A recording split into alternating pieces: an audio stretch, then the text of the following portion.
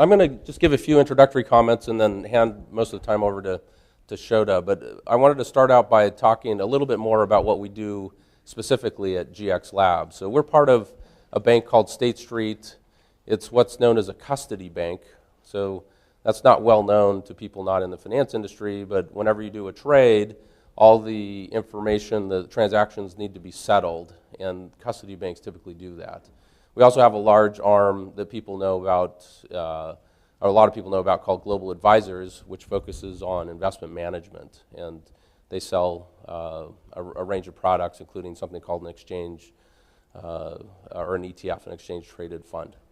Now, at GX Labs, we are focused at the intersection of data science and portfolio risk. So big institutional investors are trying to look across their whole portfolios of many different types of asset classes and figure out what that risk is. So this helps them in allocation decisions, helps them in risk management. So that's broadly what we try to do.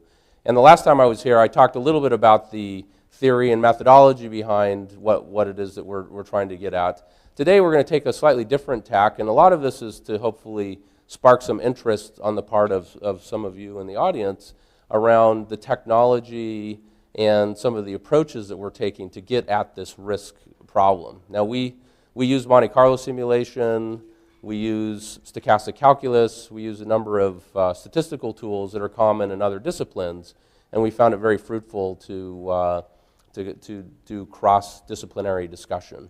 And then a new area which we hope to start, we haven't started this yet, but we'll probably start in the academic arena, is around machine learning. So how can we use some of these new techniques to do things like identify systemic risk regimes in the economy generally, or to identify the macroeconomic regime that we might be in, or even to do things like fraud detection on a trading floor.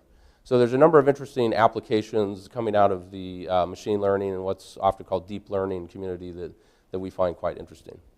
So that's just a quick introduction. So I'm going to turn the time over to Shota. He's going to present some of our thinking and development, specifically in the technology architecture, and then hopefully we'll have enough time for some interesting Q&A.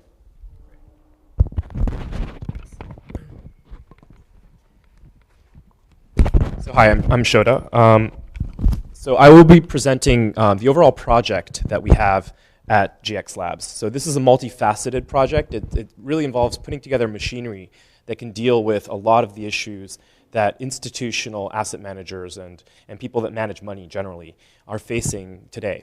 And I'm going to start off with a very quick sort of background and motivation. But the financial motivation, or the sort of business motivation behind this, is actually quite interesting.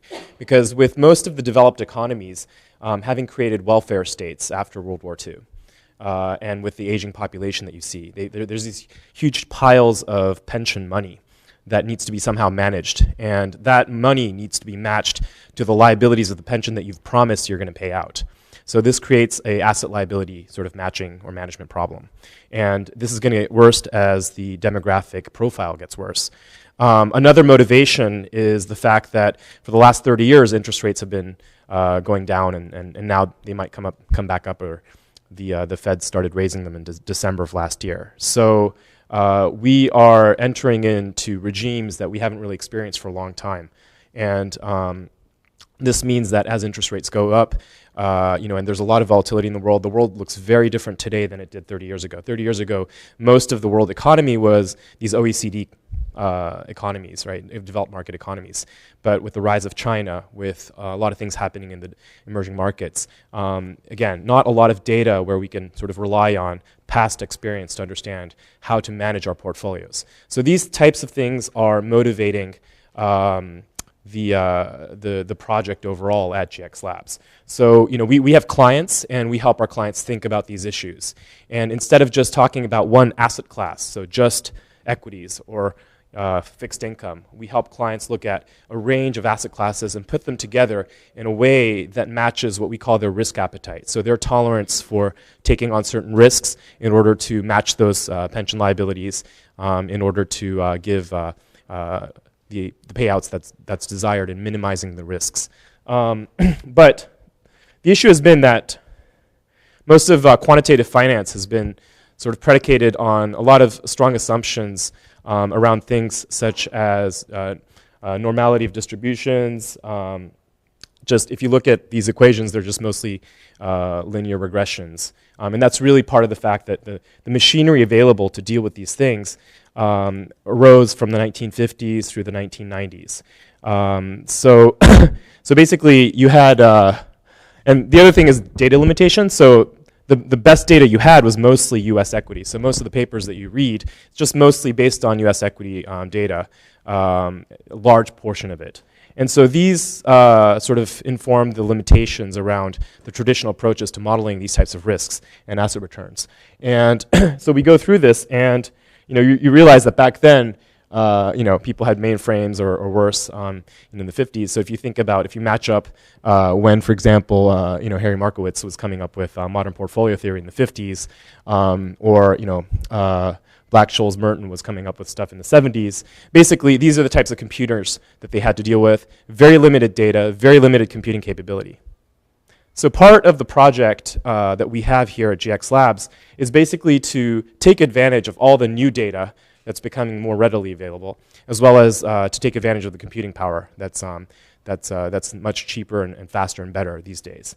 And so if you look at things that we characterize as financial assets. So again, these could be stocks or bonds, FX, commodities, what have you. So I'm just going to generally call them assets, right? So if you look at asset returns, a lot of this literature is predicated on the fact that, for simplifying reasons, they have normal or log normal asset return distribution. So the normal distribution is this blue. Now this is just a stylized picture, but if you look at just equity returns, you'll find that they often have long tails.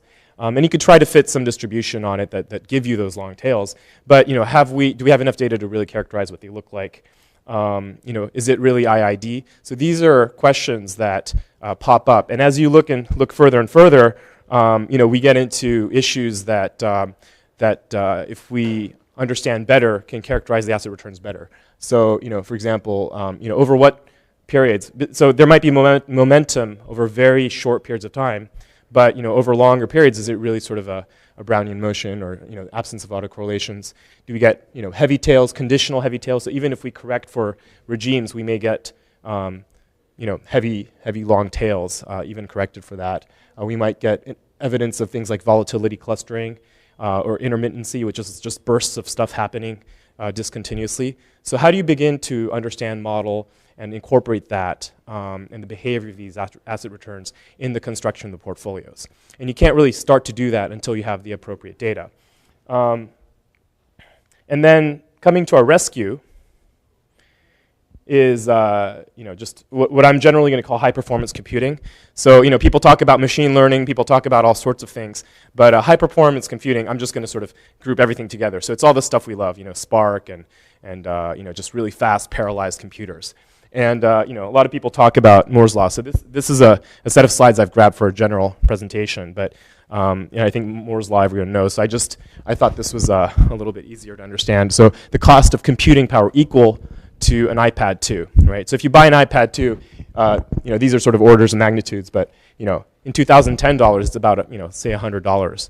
But back in the 1950, it would have cost $1 trillion for the same computing power, right? So this is enabling new types of things where we're not forced to stick to those linear regression equations. Now we're still going to use a lot of linear math, linear algebra to delve into some of these topics, because that's the machinery we have readily available. But with this new machinery, we're going to start to explore other types of relationships that can be a little bit different. And as you probably know, a catalyst for changing approaches, we have just a lot more data. So images, sounds, moving images, streaming, all sorts of stuff. Mobile. So everyone's on mobile, and that's what they use. That's generating a lot of data. Internet of Things, so that's probably not quite here yet, but people talk about it a lot. But devices embedded in every single thing that's doing something, so that you can get the data. Okay. Part of the limitation of asset management and economic modeling has been that basically things like GDP is just a very gross measure of what's going on. It's a lagging indicator, and there's huge estimation error in this, right? What's the total economic activity in Brazil? It's anyone's guess.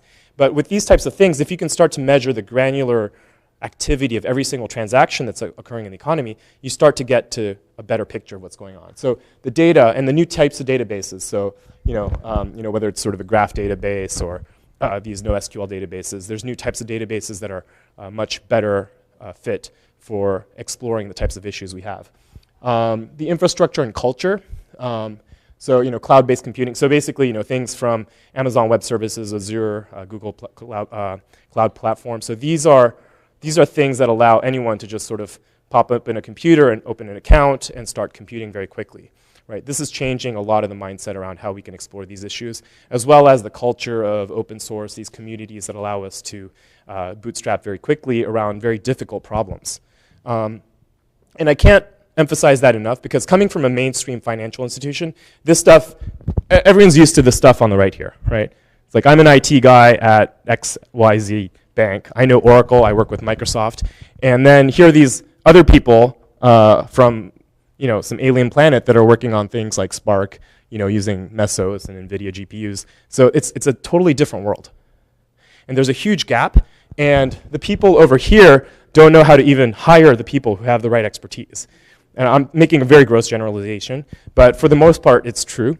And so this gets you into a sort of technological barrier, where how do you get the right human resources in these mainstream large banks to actually appropriate this type of technology? And we're facing a very big problem, even in our institution, where basically we're having huge hurdles due to compliance or what have you, because this stuff doesn't fit the mold of everything that's been developed on the basis of this technology, right? And not to mention the culture. So open source, everything is actually not very well looked upon in a very compliance-heavy, risk-excellent environment. And banking is obviously very heavily regulated, and will even get more so. And so people get very scared of, oh, it's open source. You guys are going to talk to some community. So if we want to put if we want to use GitHub, it's kind of frowned upon, right? And that slows you down. It slows down innovation. So that's a material issue. And then, of course, the computation. I'm not going to talk about it, but basically, you have new, faster GPUs and things like that, as well as the rise of machine learning. So everything from deep neural nets, to more sort of traditional statistical approaches to doing machine learning. So, and what's interesting is that most of the time, people have been using sort of these regressions, which have been developed and which is great. But there's new ways to learn, and perhaps how do we deal with unsupervised data? These are topics that are very, very ill explored. And one of the interesting things that I noticed is that most of finance, most of the people that know about things like machine learning, they want to look for alpha. Alpha seeking is basically finding extra money that shouldn't be there if the markets are truly efficient. And so that's what hedge funds do. They look for alpha. They make money. And it's what we're trying to do is slightly different. We're trying to actually put together different asset classes and different securities to change the shape of the profile or the distribution of the future of your future returns. Right? And the reason we want to do that is we want to help our clients, these institutions that need to manage pension money. If you're a sovereign fund, you have a lot of oil. You need to convert that oil money into money that's a little bit more sustainable and diversified than just oil. So you're going to invest in different asset classes. So how do you put that all together, right? In a world that's extremely volatile, unpredictable, and very different from, say, 30 years ago, and make sense of it. And so this is really the sort of the problem that we're dealing with. So what we do is we're going to try, and we're trying to put all of these technologies together to do a portfolio analysis, right? So I'm going to get into this discussion around how do you simulate a portfolio using high-performance computing environment. So a lot of the techniques that we're going to be talking about are actually pretty old-school stuff, right? It's been around for a while, but we're going to sort of boost it up by putting it on this high-performance computing environment. So a lot of the things that you'll see, it'll be familiar and it'll be, fairly standard techniques. But we will be using things like Monte Carlo simulations, factor modeling. So if you're in finance, these are sort of standard bread and butter approaches. But let me sort of posit the issue, right? So, here's your normal distribution. And I told you equities have these long tails distributions. And then when you put just not equities, but also fixed income, these are bonds, commodities, what have you. So different asset classes. When you have a multi-asset class portfolio, which if you're a serious institutional investor, you're going to have a multi-asset class portfolio. You're not just going to have a stock portfolio. So when you put these together, you get these skewed long-tail distributions. And how do you characterize that, right? Does that distribution have a name?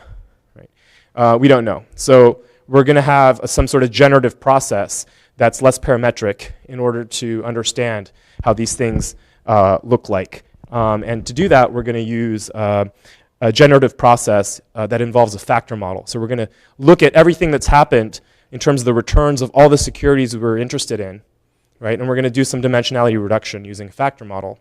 And we're going to use that as a driver to figure out how they move together and then simulate in a generative process a return distribution out in the future. And we're going to look at that characteristic to derive what the risk is, what the anticipated tail risk is, maybe even the returns. Right? So just to get you familiar with a little bit of the terminology. Sorry, it's a little bit wordy, but just look at the picture. So, you have this distribution. So in finance, typically, a lot of people worry about risk, right? You'll hear that a lot, risk and return. And when most people talk about risk, they're really just referring to the one standard deviation of this distribution. So they'll typically call it just volatility. So if you go buy a mutual fund or if you buy some stocks, and basically people talk about risk and then return. And the risk is this volatility, right? And then the issue is that in, for example, a pension fund again, right? You're worried that you're going to suffer some catastrophic loss. That might be very, very rare, right? So these are what we characterize as tail losses. And what's the tail? Well, the tail is a little bit of a subjective notion, right? Can I handle a really big hit or really, really, really big hit? So it's a little bit subjective. And you can set the start of the tail to be whatever tolerance. So let's say that I'm willing to take on a loss event that's going to hit me with some impact of X dollars, right? Once every 33 years. You've quantified your sort of risk tolerance around the tail. And so this yellowish region here is defining your tail loss. And so some of you may have heard of the notion of value at risk. So the value at risk is sort of how much you lose at the tail there. What we tend to focus on is what's the average loss you will suffer conditional on the fact that you've hit the tail. So the world has gone into a bad state, and then conditional on that, what's your expected value of losses? Right? So that's the expected tail loss, or ETL. Right? So we're going to focus on that. And this is actually even it's often quite common to think about these things in banking, but in asset management, it's actually quite new. People don't think about this because they're so focused around volatility. And also, most of, again, asset management's been predicated on thinking about things in terms of just equity. So in equity, you don't worry so much about these very, very long tails. And so as you get into the multi-asset class context, this becomes much more pertinent.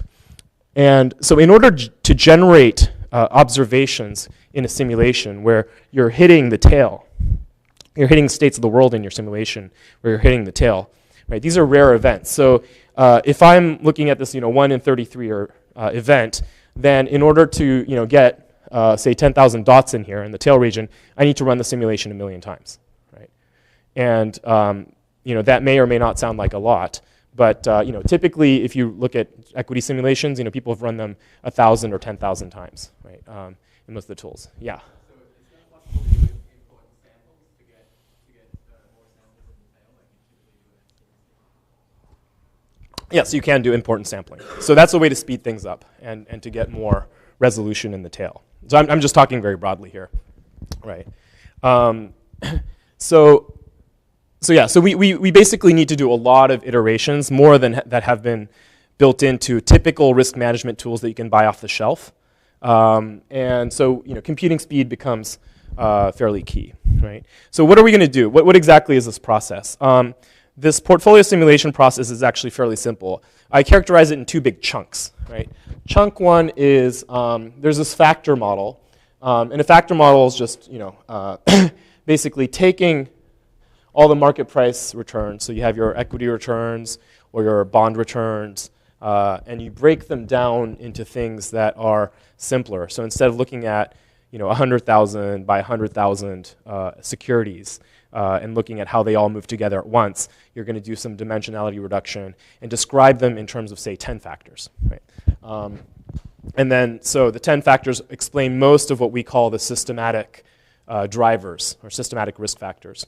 And then whatever you can't explain using those is the residual, it's the idiosyncratic component that's specific to the security, right?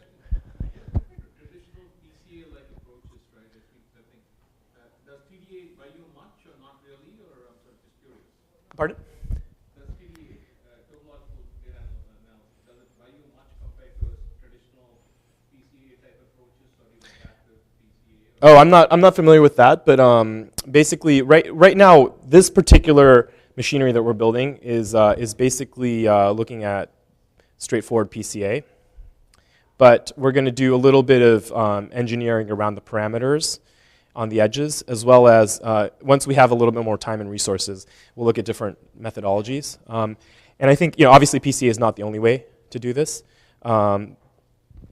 Lisa's been working on this. She has something to say.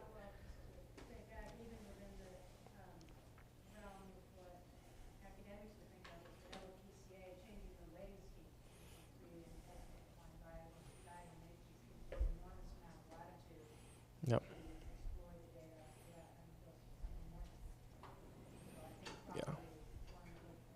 Yeah.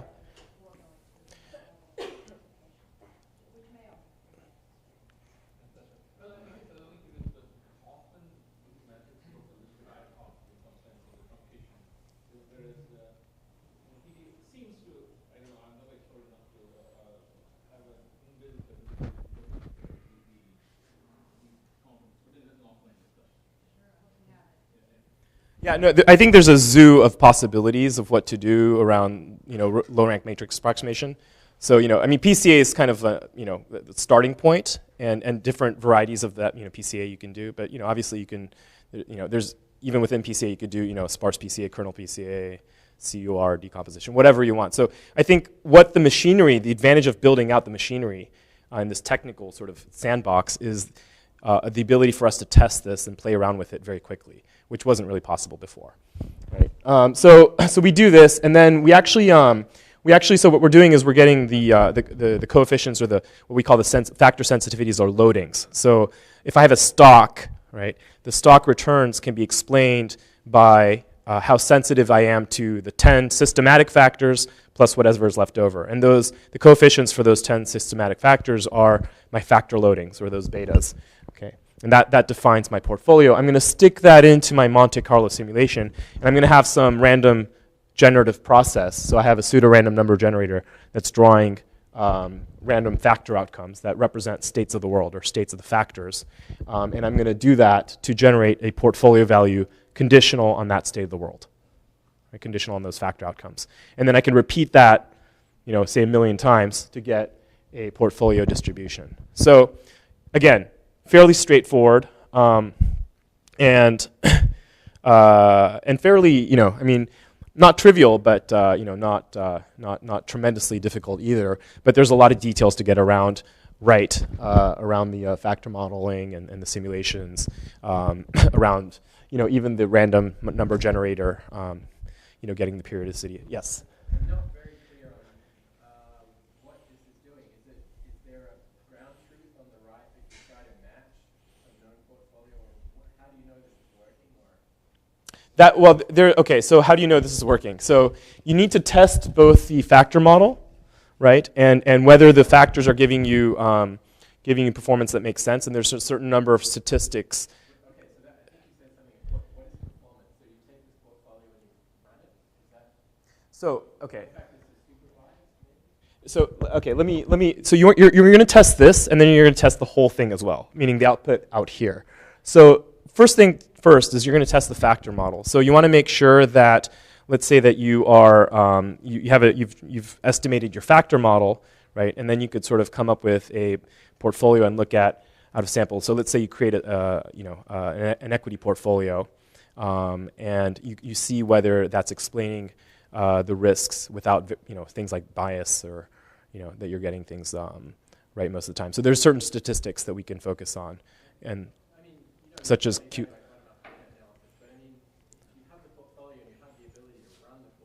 Right.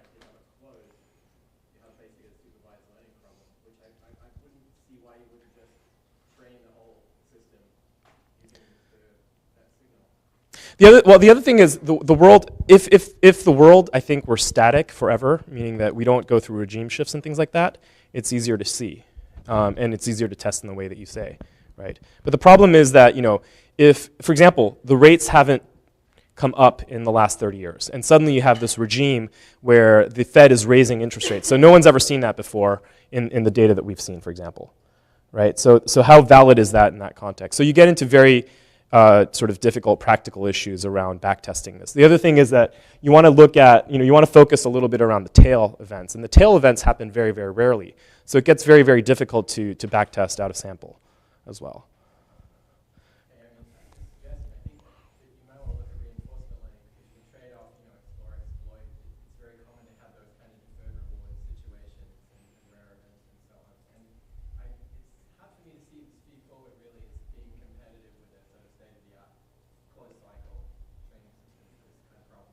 Right. Yeah, so this is just presenting the overall picture. I'll actually get into the mechanics of it a little bit. So typical sort of factor model. So again, mainstream finance is basically predicated on very simple linear regressions. So things like this single factor model is sort of the canonical version where basically, whatever security you have can be explained by this thing called the market and how sensitive this thing is to the market, plus some residual. And then you have sort of multi-factor models that gives you more than just one market. You have different explanatory factors, and that's where the name factor model comes from. So, for example, in equities, if you go to any financial website, people will talk about, it's the value or growth or the momentum factor, the size factor. These are the types of things that are purported to explain equity returns, right? And in fixed income, you have other factors such as level slope curvature. Now, as a practical matter, part of the problem is that the equity people have their own factor models, and then the fixed income people have their own factor models, and they run their own portfolios. But at the top of the house, right, these big institutions, there's very few places that bring them all together in a coherent framework, so that you can look at equities, fixed income, credit, all sorts of asset classes, and all the risks and drivers in a coherent way. So that's one of the things that we're working on, is a multi-asset class approach that can explain a lot of these things, equity, fixed income, in the multi-asset class context. And part of the problem of these traditional sort of regression models is that you get these, or the fundamental factor models, is that you get issues of collinearity. So there's some overlap between the factors. You typically have fairly low explanatory power. And this depends on how you construct it, but it's often not reflective of the macroeconomic regime. So we need to sort of adjust for that. So again, what we do is fairly straightforward PCA. This is still research in progress. So I think we're working on, we're starting with a very basic PCA approach. But one of the things we're starting with is, with this high-performance computing engine, we can actually run this very quickly, so we can adjust the parameters and do backtesting and all sorts of fun things to get comfort around both the data set that we're looking at and the results. So we can change sort of the cutoff for the number of principal components that we consider to be systematic. We can change the sampling frequency. So do you take the sampling weekly, daily, monthly? We can change the sort of look-back window, the estimation period. We can change the temporal weighting. So, do you have a half-life that's about 50% of this window, or is it going to be 80%?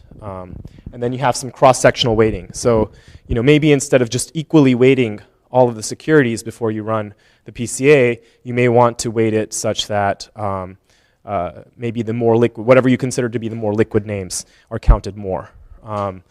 So we seem to be converging on the idea that for many of our clients' portfolios, the square root of market cap, for example, might be an appropriate cross-sectional weighting.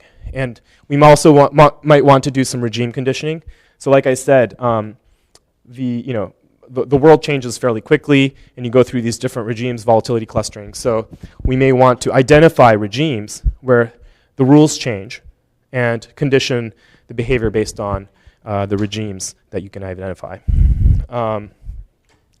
So some of the desirable model features, you want, I'm just going to read this: accurate, stable, transparent, factor-based risk forecasts.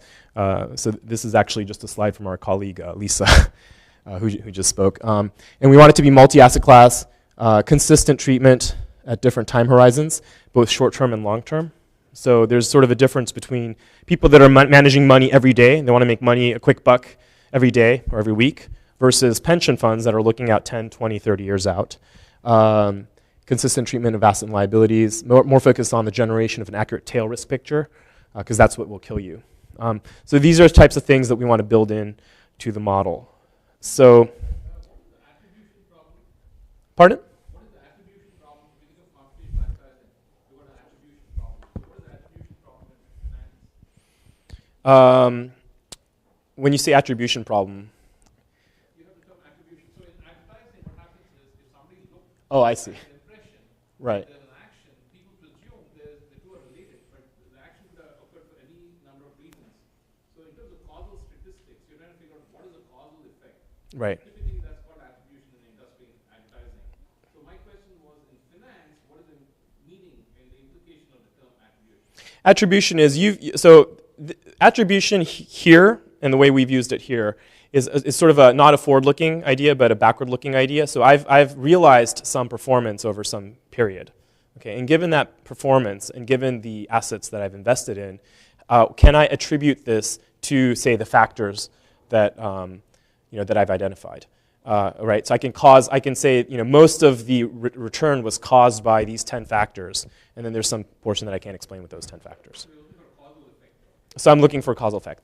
So that's a sort of backward look. It's a slightly different problem than what I've been talking about, but it does enter into the picture because you have to create reports for shareholders or whoever it is, stakeholders, to explain why you've done what you've done.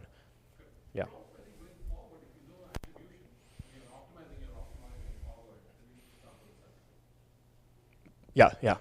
Exactly. So it's in fact, this is a point where I find it's even difficult to explain even when inside our company, because people mix up sort of this attribution problem with this sort of forward-looking problem. And I think that there's a lot of I don't want to say confusion, but there's a lot of explaining to do to a lot of people to explain the nuance there. Yes. So again, just to rehash. So in our latent factor estimation, so we have some temporal weighting, some look-back window, and this can be weighted in different ways across time and cross-sectionally as well. And then we'll do some dimensionality reduction. So right now using PCA, we can infuse it with some regime information. So for example, in equities, there's a thing called the VIX. And the VIX is just a forward-looking implied volatility, and it's implied from the market. So the markets are telling you if that's the correct level of, say, the S&P, then over the next 3 months, the implied volatility in the markets is going to be this level called the VIX. And so we can condition it on the VIX, and then maybe the returns look a little bit more normal, right, than if it weren't conditioned. And then we get the latent factors. So right now, we're starting off just very simply trying to characterize equities, fixed income, credit, which is a slightly different animal. They're often packaged together because often a bond has both a rate component, which is basically the discount factor, so the time value of money, which is a rate issue, and then the fact that someone cannot pay you back because they default, which is a credit problem. So those are packaged in bonds, but we need to address both. And then there's the notion of foreign exchange movements. So if I'm a dollar investor, I'm sitting here investing in a dollar in, say, a Japanese bond, and the movements, the relative movements between the dollar and the yen are going to impact my returns. So I need to think about that. There's a number of other things that we'd want to cover. But in order to create a multi-asset class portfolio, you'd want to address these in a fairly coherent manner.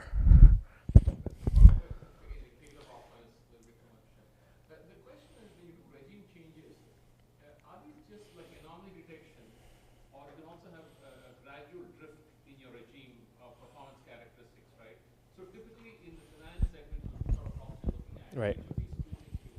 So I don't think we have an empirical answer for that yet. I think the regimes can shift very, very quickly, right? And so it makes, so for example, you can use the VIX as almost like a state variable, right? And then say, okay, if the VIX is, or if the change in VIX is above a certain point, then just, condition it on that. And that's one way to do it.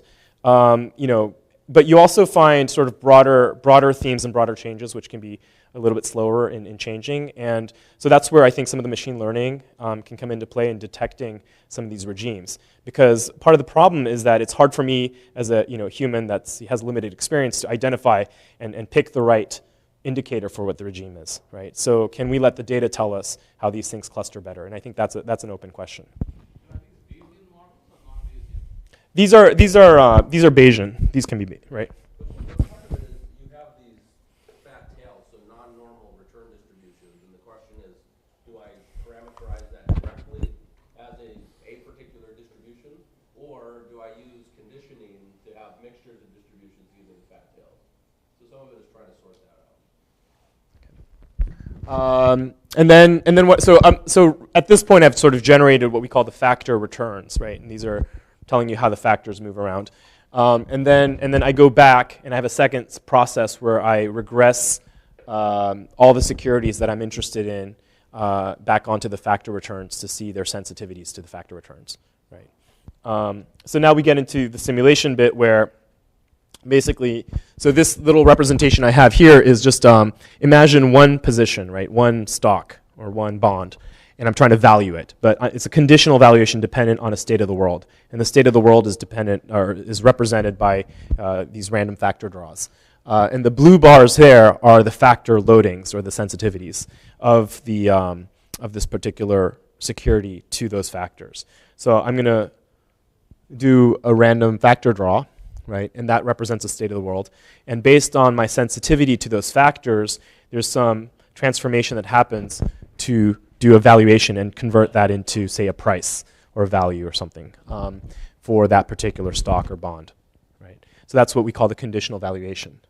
Okay, and then and so that's for one position, but I need to do a valuation for all my different positions. So I'm going to have different pricing models or different valuation models for every single type of asset I have. So stocks are going to have their own valuation models, bonds are going to have different ones, et cetera, et cetera. And we can, part of the challenge for us, as a business is actually to cover all the different types of things there are. So there can be derivatives, which are relatively simple, but you go into things like real estate and more complex securitization. So we have to create valuation models for each one of these, and we do it for the entire portfolio to get one portfolio value, conditional on one state of the world.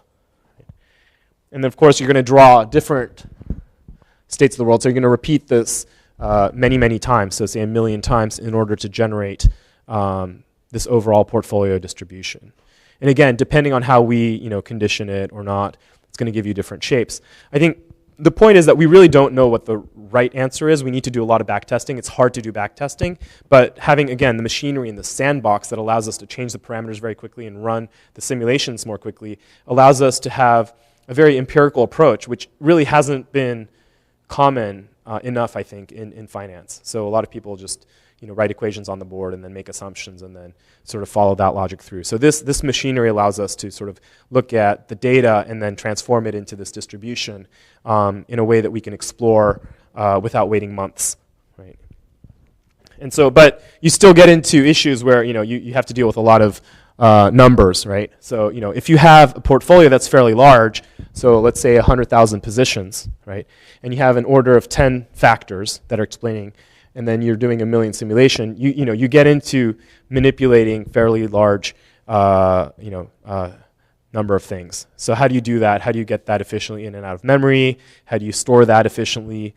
Do we store this for every single state of every single security? So these are the types of practical issues we get into in the implementation.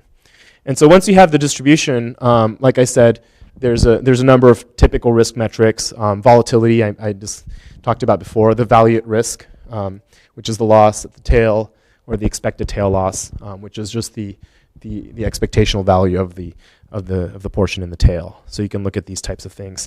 And there's a lot of education that needs to happen around what the appropriate risk measure is, depending on what your goal is.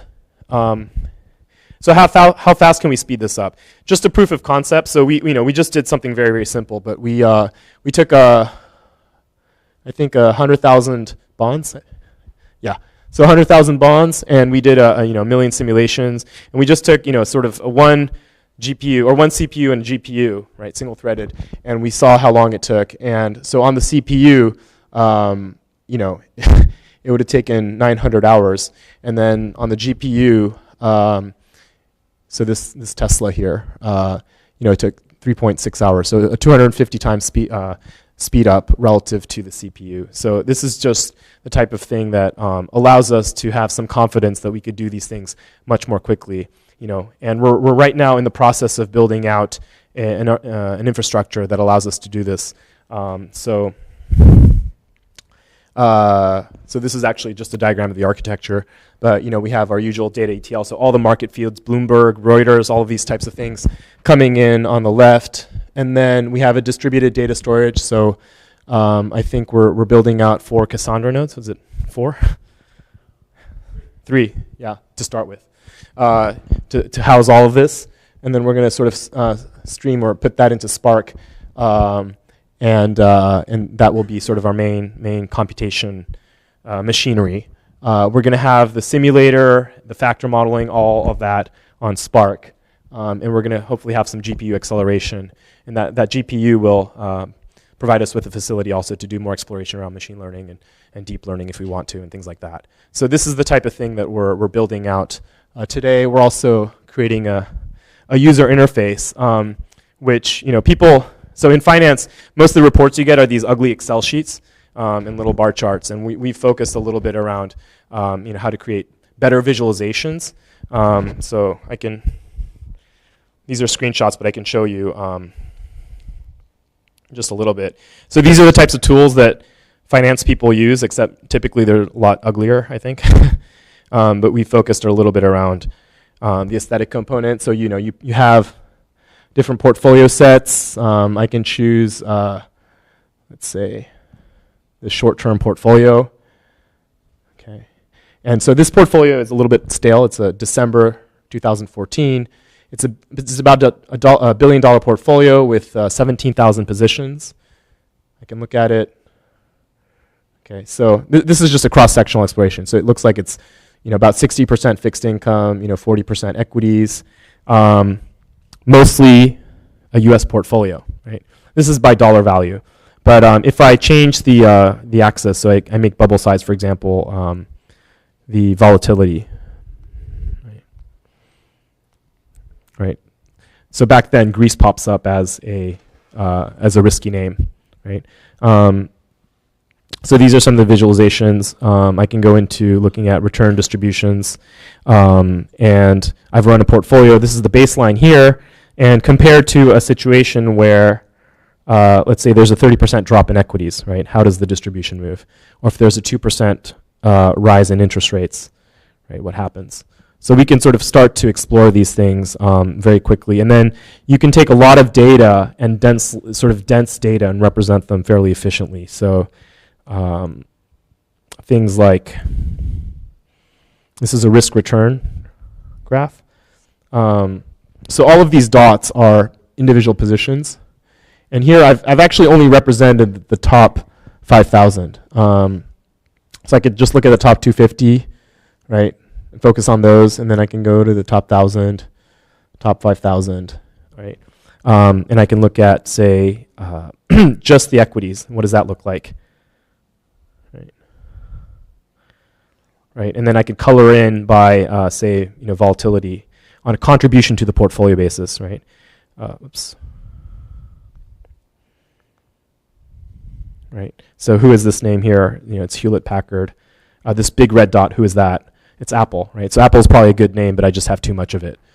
So these are things that are allowing us to do sort of data exploration on the fly in ways that are hopefully a little bit more compelling than just Excel reports.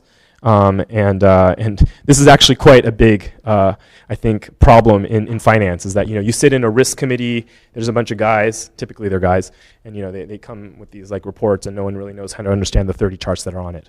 And so this is much more interactive, and you could say, okay, what if oil price drops, right? So I think it's kind of fun, but it's actually quite important and germane to making better risk management practice in finance. So sorry for the interlude.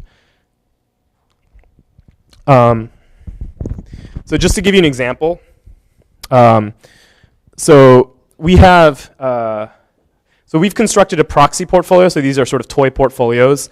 I can give you sort of some more details, but just at a high level, we've created 5 portfolios that get bigger and bigger. So the smallest one, portfolio 1, is just the equities minus all financial firms and utilities. So financials and utilities have their own characteristics. They're not typical they're not typical. So we've sort of excluded them for the first portfolio. Then you add those financials and utilities, so all equities.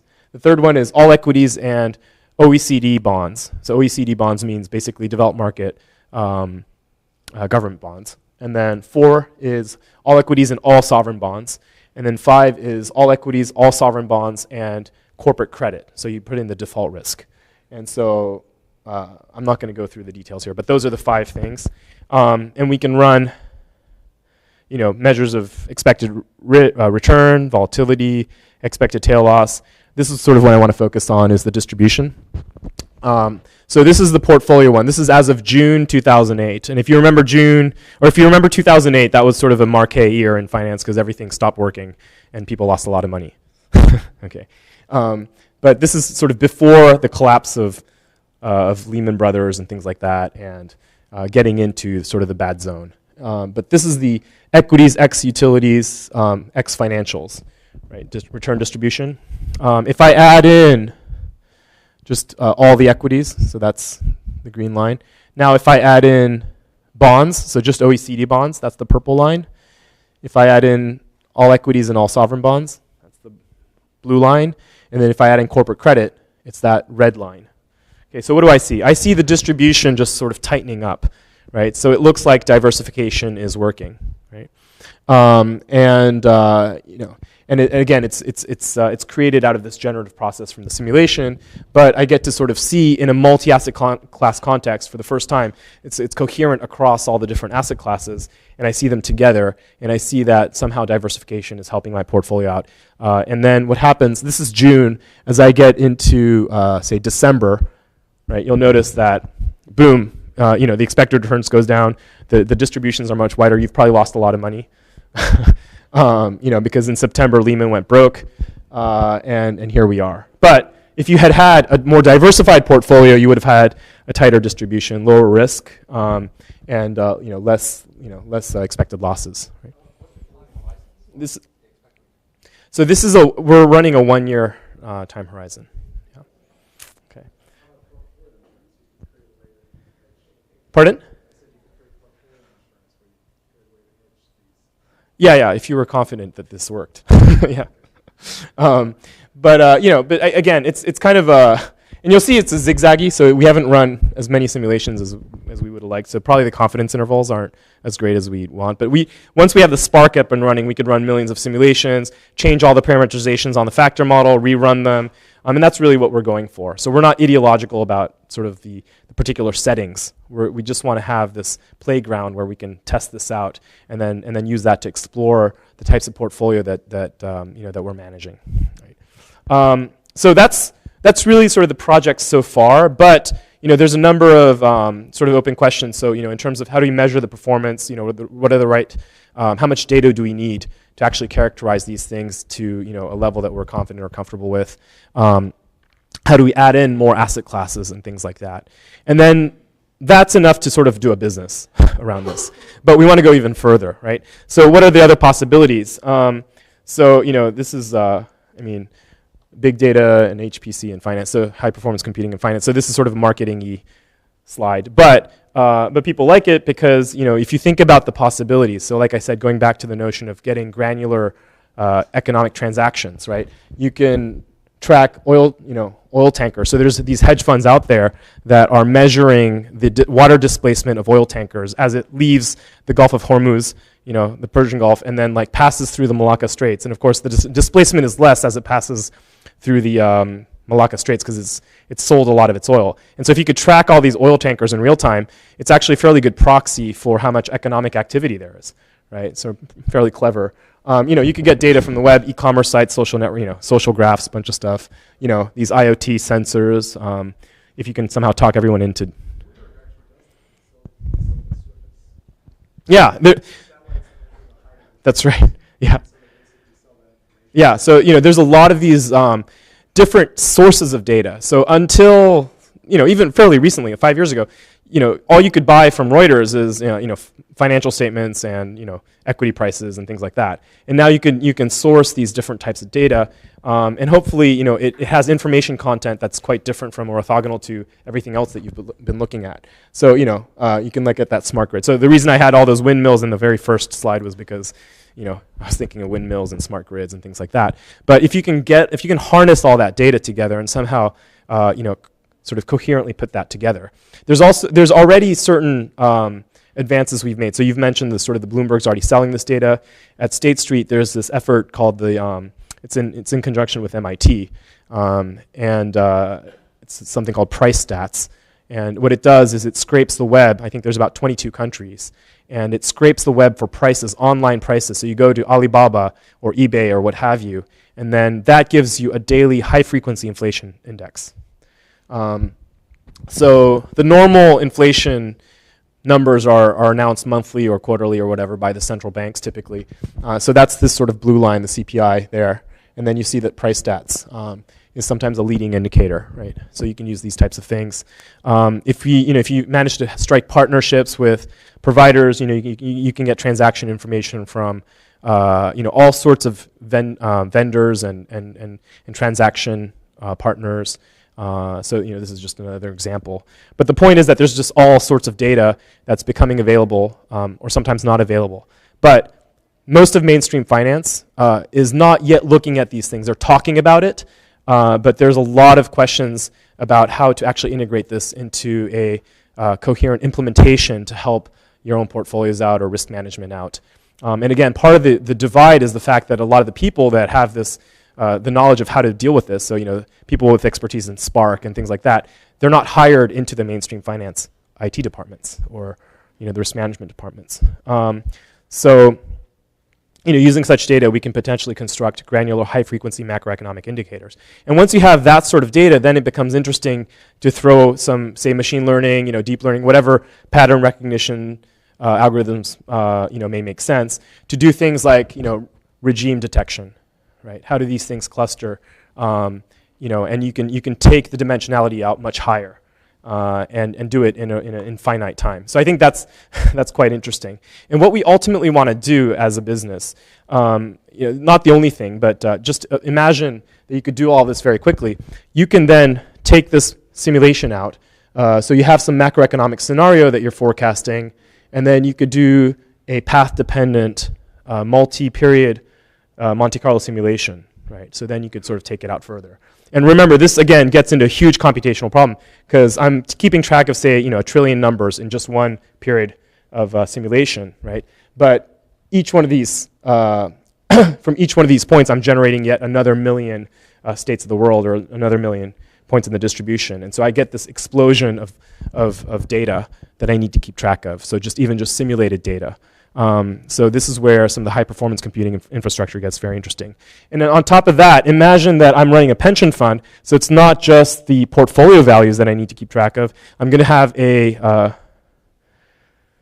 two distributions that I need to keep track of. So what's the distribution of my portfolio values and also my liabilities? And the liabilities are often driven by the same macroeconomic factors as the portfolio. So how do I keep track of that? And how much money do I need to keep so that I can retire safely when I'm like whatever age, 80 probably, when they pay out my pension. So these are the types of problems that we would like to approach. Another interesting potential application of machine learning or some of the new techniques that we're exploring is something that we're calling reverse stress testing. So the Fed always are pushing the banks to do things called stress testing where, if the world goes down, what happens to your portfolio? We can actually run the process in reverse. So starting with today's distribution, the current portfolio distribution, and you pick your tail interval, right? What are the factor realizations that can potentially land you in a bad state of the world, right? And then so you sort of search through this this grid of factor, this factor realization space. And then maybe you can apply some clustering and figure out that statistically, when a lot of these red things are clustering together, it looks like, boom, on the macroeconomic variable side, oil prices come down, right? So this is actually not a trivial problem. There's a lot of issues that are slippery around trying to map, these macro variables to, the factors, the PCA factors that we've derived. And those relationships are nonlinear and you don't know if they're stable. So there's a lot of issues. We'd love your help in thinking about this. But overall, the point is that, there's a huge opportunity in finance, both, afforded by the explosion in data, the availability of computing power, and some of the new techniques that we're developing to actually sort of solve these multi-asset class, long period problems with a much more of an empirical approach than was possible before. So that's it.